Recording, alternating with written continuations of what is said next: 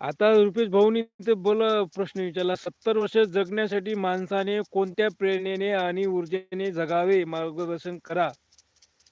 तर बघा, खूप छान प्रश्न विचारला तुम्ही. बघा, 70 वर्ष जगण्यासाठी माहिती आहे जगणं कसं जगावं? आपण जर आपल्या स्वतःसाठी जगतोच, माणसाने दुसऱ्यासाठीही जगणं आवश्यक आहे. आपल्याला निसर्गाने 2 हात दिलेले आहे. आपल्याकडून जितकं काही करणं होत असेल, तिकडं दुसऱ्यासाठी करा. आपले परिवारातले, नाही का? काही भाऊ-बहीण आणि नातेवाईक यांच्यासाठी जगा. दुसऱ्याला काहीतरी द्या, आपल्यापासून जिथलं देणं होत असेल द्या. देणं शिका. आपण कष्ट करतो दिवस-रात्र, देणं शिका.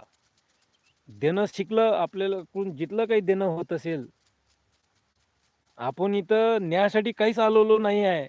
आपण जितकं काही केलं ते इथंच राहणार आहे. म्हणून देणं शिका. माय माय म्हणू नका, दुसऱ्यासाठी जगा. ऑटोमॅटिक आपण 70 वर्ष असं जगू. माय माय करू नका. बस.